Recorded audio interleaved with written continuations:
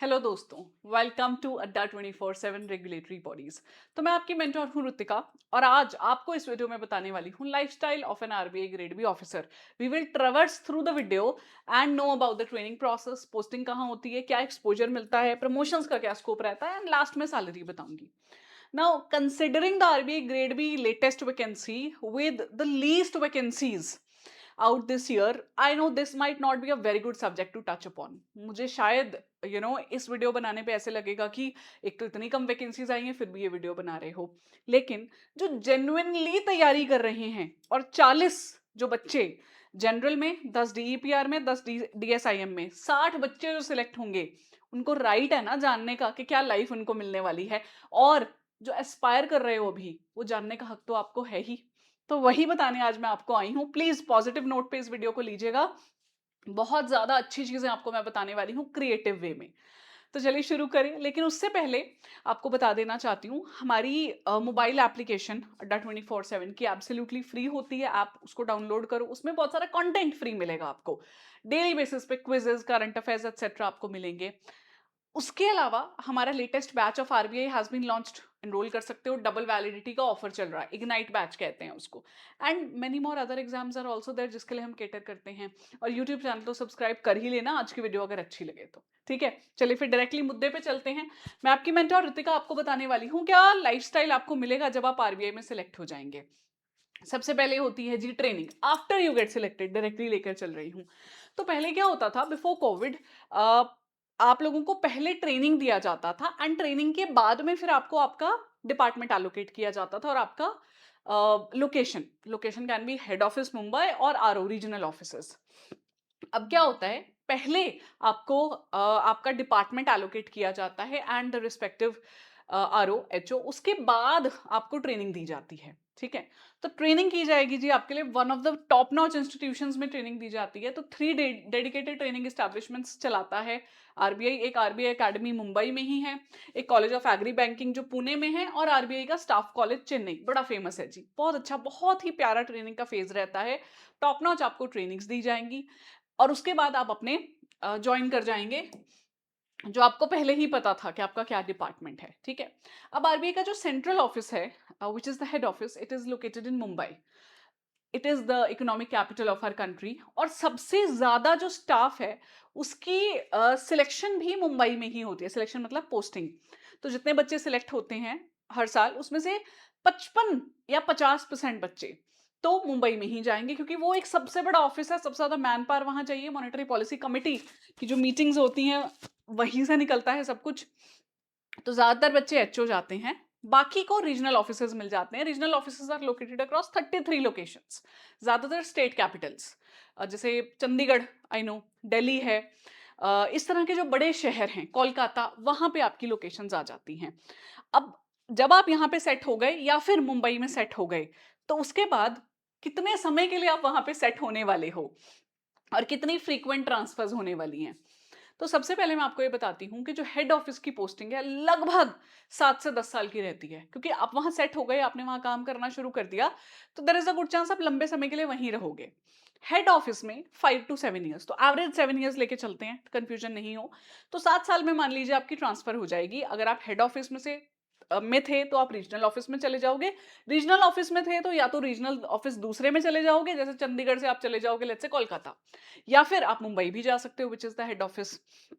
तो अगर आपकी पहली पोस्टिंग हेड ऑफिस में हो गई तो उसके बाद आप बाकी आरओज में जाओगे, और बाकी आरओज में थे तो आप हेड ऑफिस आओगे। तो एक बार तो हेड ऑफिस आओगे ही मोस्टली, आपके टेन्योर जो रहेगा आपका उसमें हेड ऑफिस आना रहेगा आपको। ठीक है, तो अब क्या है ना, मुंबई में रहने का फायदा ये है कि एक लंबे समय के लिए आप रह रहे हो और एक्सपोजर थोड़ा ज्यादा है मुंबई में, क्योंकि ऑफ कोर्स ज्यादा बड़ा ऑफिस है। गवर्नर वहां पे रोज साहब मिलते हैं, अब आपको मिलेंगे कि नहीं 1 to 1 आई कैन नॉट से, इंडक्शन लेते हैं वो जरूर, लेकिन गवर्नर साहब वहां आ रहे हैं, ईडीज हैं, और बहुत ज्यादा बड़ा मौका मिलता है आपको to meet people from varied backgrounds with like due respect to all the ROs. सारे आरओज टॉप नॉच हैं। मैं तो जब भी चंडीगढ़ जा, लाइक मेरे को वहां से निकलना होता है, तो मैं तो जरूर कोशिश करती हूँ कि कोई ना कोई जिनको मैं जानती हूँ जो आज सिलेक्टेड है उनसे बात करूं कि आज हो ऑफिस में, आज आए हो, क्योंकि कुछ मेरे लकीली ऐसे स्टूडेंट्स हैं जो मुझे जानते हैं पर्सनली, मुझसे कहीं ना कहीं पढ़े थे और आज ऑफिसर बन चुके हो, जो वो चंडीगढ़ में होते हैं, तो मैं जरूर जाती हूँ उनसे मिलने के लिए। आ जाओ, एक बार मिल ले हम लोग ऐसा। तो बेसिकली बाकी आरओज भी बहुत अच्छे हैं, ठीक है। और यूजुअली आपको जो पोस्टिंग है एक बार तो हेड ऑफिस में मिलेगी ही, और ट्रांसफर आपकी 5-7 साल में होने वाली है, 7 साल एवरेज मान के चलिए, ठीक है। तो आई थिंक अगर आप ऑल इंडिया जॉब के लिए साइन अप कर रहे हो तो ये कोई बड़ी चीज नहीं है, ये तो आप कहीं भी जाओगे आपको पोस्टिंग मिलने वाली है। और अच्छी चीज ये है कि आपको टॉप नॉच इंफ्रास्ट्रक्चर में काम करने का मौका मिल रहा है, टॉप नॉच लोगों में काम करने को मौका मिल रहा है, और एक्सपोजर बहुत अच्छा है आपका, ठीक है। तो आपकी प्रमोशन भी पोस्टिंग के साथ यूजुअली आती है। तो पहली जो पोस्टिंग है वो जब आएगी आपकी, तो आप ग्रेड बी ऑफिसर बन रहे हैं, उसके बाद आपकी ज्यादातर जब आएगी ट्रांसफर तो वो आपकी प्रमोशन के साथ ही आएगी, ठीक है। अब आते हैं एक्सपोजर पे, क्या एक्सपोजर आपको मिलता है। तो टॉप नॉच वर्क एक्सपीरियंस आपको यहाँ पे मिलने वाला है। जो भी सिलेक्ट होते हैं वो तो कैंडिडेट्स पहले ही एक्सेलेंट हैं ही। I am not saying already excellent होते हैं, ये प्रोसेस उनको एक्सेलेंट बना देता है, कहीं ना कहीं दबी हुई एक्सेलेंस निकल के आ जाती है एवरेज स्टूडेंट की भी। तो ऊपर से जब वहां चले गए, ट्रेनिंग हुई, अपने आसपास के लोगों से मिले, तो वो एक बहुत अच्छा एनवायरनमेंट आपको वहां पे मिलता है। ग्रोथ के चांसेस बहुत ज्यादा मिल रहे हैं आपको। इसके अलावा बहुत अच्छा पैकेज तो है ही, we know that salary although end में बताने वाली हूँ मैं आपको एग्जैक्टली अगर नहीं पता है तो। बट अच्छे पैकेज के साथ साथ में you are going to get accommodation, चाहे आरओ हो या एचओ हो। अगर आपको हाउस नहीं प्रोवाइड कर पाए, हाउस रेंट अलाउंस देंगे अच्छा खासा। गाड़ी नहीं मिलती पर गाड़ी में पेट्रोल भरने का खर्चा मिलता है आपको रोज आने जाने का। उसके अलावा दुनिया भर के इतने सारे अलाउंसेस मिलते हैं आपको, चाहे वो होम फर्निशिंग अलाउंस हो, हर साल तो नहीं, आई थिंक 3 या 4 सालों में एक बार मिल सकता है। स्पेक्टिकल अलाउंस, आपको चश्मा बनवाना है, बढ़िया सा चश्मा बनवाओ। ब्रीफकेस अलाउंस बोलते हैं कि आपको मिलता है आने जाने के लिए। हाउस हेल्प अलाउंस मिलेगा। उसके अलावा अपने जो चाइल्ड और आपके स्पाउस हैं उनके लिए फैसिलिटीज आपको मिलेंगी। पेरेंट्स के लिए भी आप ऐड ऑन करवा सकते हो, तो इस तरह की फैसिलिटीज हैं। Loan, of course subsidised loan आप ले सकते हो, और बहुत सारे अलाउंसेज हैं। एंड टॉप नॉच इंफ्रास्ट्रक्चर तो है ही। तो हम आरबीआई के बारे में ये कह सकते हैं कि सारे benefits of the public sector और सारे benefits of the private sector combine कर दिया, क्योंकि सरकारी बाबू वाली नौकरी नहीं है ना। जैसे मैं यूजुअली देखती हूँ, मेरे कुछ दोस्त या कुछ स्टूडेंट्स जो कोई भी, जहां आजकल गवर्नमेंट जॉब लग रही है, तो यही सोचता है इंसान के गवर्नमेंट जॉब में जंप किया था तो ठीक है, क्लर्क लग गए वो कर लो, जो भी काम मिल रहा है, जहां सिलेक्शन हुई है, बड़ी चीज है ना आज भी हमारी कंट्री में, वो ले लेते हैं। तो ना थोड़ा सा बोर हो जाते हैं वो सोच के कि बहुत पुराना ऑफिस है, लोग काफी पुराने हैं, काम बहुत धीरे धीरे हो रहा है, आज भी फाइलें ही सरक रही हैं एक फाइल से, एक डेस्क से दूसरे डेस्क में। वो सब आरबीआई में नहीं मिलेगा। टॉप नॉच इंफ्रास्ट्रक्चर है जी, ऐसा लगेगा जो किसी एमएनसी के आप ऑफिस में जा रही हो। और फैसिलिटीज आपको सरकारी बाबू वाली हैं जी सारी, ऑफ कोर्स, है ना। तो ये मैं कहती हूँ कि अनमैच्ड एक्सपीरियंस है आरबीआई का, जो दोनों के कैरेक्टरिस्टिक्स आपको मिला के दे रहा है, ये मेरा मानना है। और मेरा मानना पर्सनली अपने लेवल पे तो आया नहीं है, लोगों से जानकर ही आया है, जितना मैं लोगों से बात करती हूँ, मिलती हूँ, ऑब्जर्व करती हूँ, उससे कह सकती हूँ, ठीक है। अब एक चीज रह गई थी बीच में जब मैं आपको ट्रांसफर्स बता रही थी, एग्जैक्टली प्रमोशन का क्या स्केल रहता है। तो जो ग्रेड बी मैनेजर सिलेक्ट होते हैं, they usually get promoted in a time of 7 years, क्योंकि क्या है ना कि प्रमोटेड आप तभी होंगे, सैलरी तो इंक्रीमेंट तो साल दर साल आपको मिलता रहेगा, पर पोस्ट तब बदली जाएगी जब ऊपर की खाली होगी, उससे ऊपर की खाली होगी ऐसे, या कुछ रिटायर हो जाएंगे। तो पहली थोड़ी सी मुश्किल रहती है, क्योंकि उसके ऊपर तो वैसे ही जो है नंबर ऑफ पीपल कम हो जाते हैं। तो उसके बाद ग्रेड सी बनेंगे, फिर ग्रेड डी, ग्रेड ई, ग्रेड एफ। तो ज्यादातर लोग 30 साल के टेन्योर में सीजीएम लेवल तक पहुंच जाते हैं, जो अपने आप में बहुत बड़ी बात है। सीजीएम लेवल पे जाओगे तो गाड़ी मिलना शुरू हो जाएगा आपको पेट्रोल के खर्चे के साथ साथ में। बट जरूरी नहीं है हर कोई सीजीएम पहुंचे, जीएम तक भी बहुत लोग पहुंच जाते हैं, which is in itself a big deal. तो जीएम भाई, जो आपके जीएम साहब होते हैं, वो पूरा रीजनल ऑफिस संभाल रहे होते हैं, ठीक है।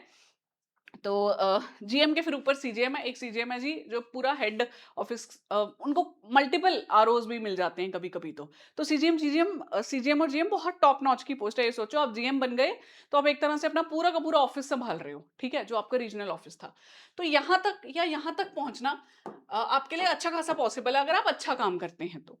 कोई एक्सेप्शनली वेल करेगा, उसकी किस्मत भी बहुत साथ दे देगी, तो आप इसके बाद ईडी तक जा सकते हो। डिप्यूटी गवर्नर या गवर्नर तो बनना बहुत ही मुश्किल है, क्योंकि ब्यूरोक्रेट्स होते हैं। गवर्नर, डिप्यूटी गवर्नर, ऐसा नहीं है बने नहीं है लोग, ग्रेड बी ऑफिसर बन के पहुंचे हैं डिप्यूटी गवर्नर तक। पर मैं ये आपको नहीं दिखाना चाहती सपना के पहुंच ही जाओगे। वो डिपेंड करेगा आपके लक पे, आपके काम पे, उस वक्त की वैकेंसी पे, और क्या उस वक्त एनवायरमेंट चल रहा है। बट ये एक बहुत अच्छी ट्रेजेक्ट्री है जो इन स्पैन ऑफ 30 इयर्स आपको यहाँ तक तो पहुंचा ही देगी, जीएमएस सीजीएम लेवल तक तो पहुंचा ही देगी। तो अच्छी खासी करियर ग्रोथ मिल रही है। इसके साथ साथ में साल दर साल आपका महंगाई भत्ता बढ़ रहा है। ग्रेड अलाउंस तब बढ़ता है जब आपकी बेस सैलरी बढ़ती है, सॉरी, ग्रेड अलाउंस तब बढ़ता है जब ग्रेड बदलता है। और बेस सैलरी जब सरकार, आपको पता ही है, इंक्रीमेंट्स देती रहती है, उसके ऊपर मल्टीपल अलाउंसेस है, तो सैलरी तो बढ़ती रहेगी। ये मत सोचो कि मेरे को प्रमोशन भी तभी मिलेगा जब सैलरी और प्रमोशन साथ आएंगे, ऐसा नहीं है। सैलरी बढ़ती रहेगी साल दर साल, महंगाई भत्ता भी आपका बढ़ता रहेगा, डिगरनेस अलाउंस जिसे कहते हैं, बट प्रमोट होना एक बहुत बड़ी चीज होती है और उसके चांसेस हैं आपको यहाँ पे। ठीक है, तो अच्छे खासे मौके मिल रहे हैं आपको। अच्छी दिख रहा है ना लाइफस्टाइल आपका, that you are going to work in the top notch organisation, top लोगों से काम कर रहे हो, के साथ मिलके काम कर रहे हो। ट्रेनिंग से ही लाइफ बढ़िया हो जाती है, मेहनत करनी पड़ेगी ऑफ कोर्स वहां जाने के बाद, उसके बाद प्रमोशन के भी चांसेस हैं, सैलरी तो बढ़ती ही रहेगी, और एक वर्क लाइफ बैलेंस भी बहुत प्यारा सा देता है आपको आरबीआई, विच मीन्स दैट, क्योंकि एक यूजुअल बैंक में ना टारगेट्स रहते हैं आपके पास। टारगेट्स इंटरनल यहाँ भी होंगे, but you don't have to do that public dealing. इतनी सेल्स करनी है, इतना ये काम करना है, वीकेंड्स ऑफ रहते हैं ज्यादातर। ठीक है, कभी एक्स्ट्रा काम, कोई बड़ा प्रोजेक्ट आया करना भी पड़ा तो उसके लिए ड्यू कॉम्पेंसेशन भी मिलता है। तो अच्छा वर्क लाइफ बैलेंस है। अगर आप फ्यूचर में पढ़ना चाहें, अब्रॉड जाना चाहें पढ़ाई करने के लिए, वो भी आपको मौका मिलता है। ठीक है, उसमें भी कोई कमी नहीं है, आपको सारी फैसिलिटीज मिल रही हैं। वीडियो खत्म करना चाहूंगी सैलरी पे, क्योंकि ऑफ कोर्स सैलरी एक, इन सारी चीजों के साथ में सैलरी भी बहुत मैटर करती है, जो आपकी यहाँ पे है 1.5 लाख रुपया। ये नोटिफिकेशन 1.5 लाख मेंशन की थी जो अभी पिछली नोटिफिकेशन आई थी, इस बार वाली जो डिटेल्ड आएगी उसमें भी रिवाइज नहीं करने वाले इतनी जल्दी। तो आप मान के चलिए इस पे क्या होगा ना, डिडक्शंस भी होंगे और कुछ अलाउंसेस भी ऐड होंगे, तो लगभग आपके हाथ में 1,40,000 तो आ ही जाएगा, अपार्ट फ्रॉम एवरीथिंग, जो इतनी सारी चीजें आपको मिल रही हैं। तो बहुत बढ़िया सैलरी है भाई, बेसिक पे ही 78,000 है, ऑफिसर लेवल ज्वाइन कर रहे हो ना आरबीआई में, तो बहुत सारे ग्रेड अलाउंस फिर इस हिसाब से चेंज होगा। तो बेसिक पे तो आपकी यूजुअली चेंज होती रहती है, फिर ग्रेड बदलेगा, ग्रेड अलाउंस चेंज होगा, और ये जितने अलाउंसेस है ना, ग्रेड के हिसाब से भी बदलते रहते हैं। तो प्रमोशन के साथ साथ में बहुत और ज्यादा पर्क्स आपको मिलेंगे, बट अब अदरवाइज भी मिलते रहेंगे, राइट। सो दैट्स इट, मेरा ऑब्जेक्टिव था आज के वीडियो का, आपको फेमिलियर करवाना about the things that you are going to get. लेकिन मेहनत बहुत लगेगी, specially this time we are looking at the least number of vacancies अब तक की जो इतने सालों में आई हैं।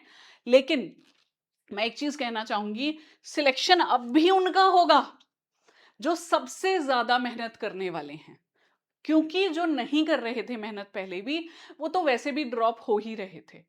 ठीक है, तो लगे रहिए प्लीज, बहुत अच्छे से मेहनत कीजिए। सिर्फ 45 डेज फेज 1 पे सोचिए, उसके अगले 45 डेज सोचिए फेज 2 के बारे में, and when we are done with that I would suggest, उसके बाद हम लग जाएंगे अगले साइकिल की तैयारी में, which is of NABARD grade A. Genuine advice दे रही हूँ आपको, बहुत फायदा रहेगा, ये सारी तैयारी वहां काम आएगी। और अगर इंटरव्यू कॉल आ गया तो बस ठीक है, फिर इंटरव्यू देने जाना है, वहां पे सिलेक्शन की फिर अलग से तैयारी करनी है। तो हमारा आरबीआई इग्नाइट बैच लेटेस्ट अभी स्टार्ट किया है हमने, Y754 मेरा कूपन कोड यूज करेंगे तो अभी के लिए आपको डबल वैलिडिटी मिलेगी। ये हमेशा नहीं मिलता है, ऐसे मत कहना कि वीडियो लेट देख रहे हो कभी और कह रहे हो अब डबल वैलिडिटी नहीं है। मैं अप्रैल एंड में वीडियो ला रही हूँ, तब डबल वैलिडिटी मिलेगा प्लस 80% ऑफ। तो यूजुअल डेज में 80% ऑफ रहता है मेरे कोड से, डबल वैलिडिटी नहीं रहती है। डबल वैलिडिटी होता है 6 महीने के लिए पैसा दो और आपको मिलेगा कोर्स फॉर 12 महीने, वो अभी अवेलेबल है। तो आप हमारी ऐप पे जाओ या वेबसाइट पे जाओ, RB grade B course find करो, इग्नाइट बैच में एनरोल करो। मिलते हैं कोर्स में। All the best to you my dear friends.